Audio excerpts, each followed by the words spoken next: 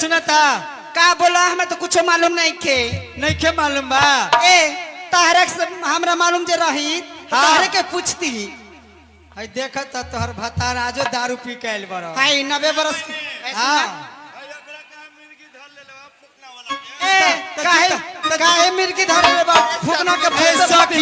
ए सखी तो मिर्गी के दवाई एके गो बा चमड़ा के जूता सुखा दी अरे सुना वैसे ना होई ता ई फुकना फुकता बुझला हाँ। और दमा के शिकायत होई आ सुना फुकना फोल ला और ऊपर से एकरा तो मार दो पूरा सटक जाई नीचा। अच्छा ठीक बा ऐसा की सुनता ए का भाई बोला बूढ़ा के देखता आज दारू पी के आइल बारो ए तहरे मर्दा ह तोहर मर्दा ता लक्ष्मीपुर में टोकरी तो बिनत रहल तोहर भतार ह ना तोहर भतार ह हां ए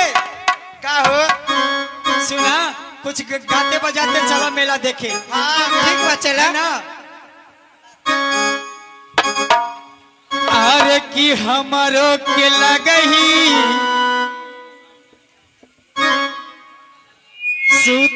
सुतालिए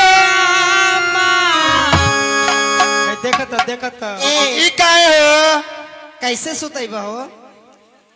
अरे की हमारो के लगही सुतालिए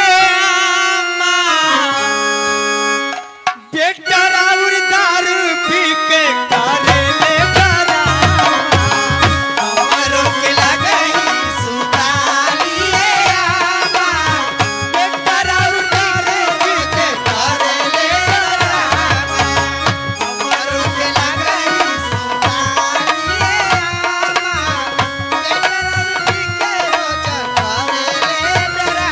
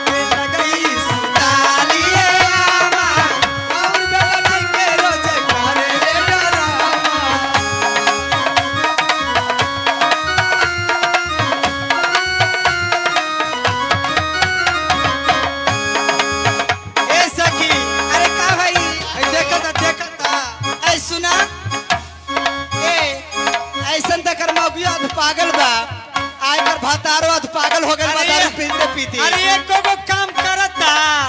नहीं हो एक को काम करता ना। ए सब दिन हम गांव बाजार पर काम करेला पूरा दारू पी के 5 किलो ए सखी अरे का कही काम धंधा खेत में ना करे खरियानी में पिया बाबे दर्दी हारे परल परेशानी में पिया बाबे दर्दी हारे चाले परेशानी काम धंधा खेत में ना करे खरियानी में पिया बाबे दर्दी हारे परल परेशानी में पिया बाबे दर्दी हारे परल परेशानी में। ए सखी अरे का कही देखत एको गो काम करता गई में आ गई हमरा सबके जे हम घर वाला रहते तो चांदी पर चिपरी ठोक देते हैं हम अपना ए सुनता का भाई पानी में बहौलस जावन बैंक में रहे जमा तारा बाप का उड़ा दा पानी में बहौलस जावन बैंक में रहे जमा रुपी के रोज करे ले डरामा हमर बेला कहीं सुतालिए आमा रुपी के रोज करे ले डरामा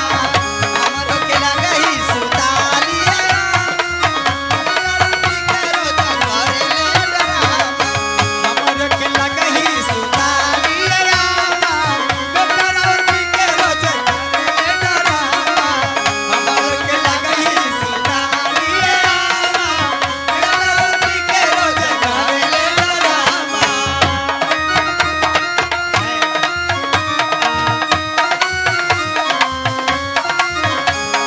सावन की महीना बाबा न करे सो सावन की महीना बाबा न करे सो चेरल जगे जैसे मोरे बलमाना छे चेरल जगे जैसे उस बलमाना छे हमर के लगई सुतालिए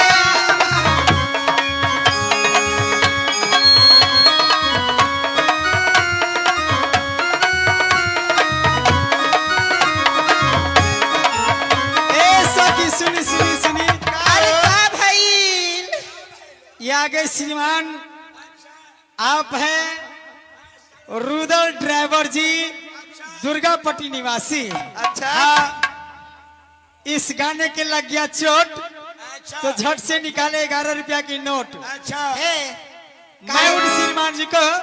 काहे खातिर देलक 10 रुपया का है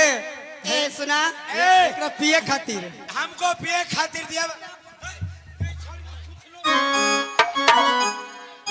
ऐसा की अरे का भाई मैं उन श्रीमान जी को तहे तहे दिल से भोले भाले दिल से नन्हे मुन्ने दिल से शुक्रिया अदा करती हूँ। और मैं क्या कहती हूँ क्या कहती ऐसा हूँ? की होते सवेरे सैया वर्दी लगा के हाथ में सूटकेस बैग लट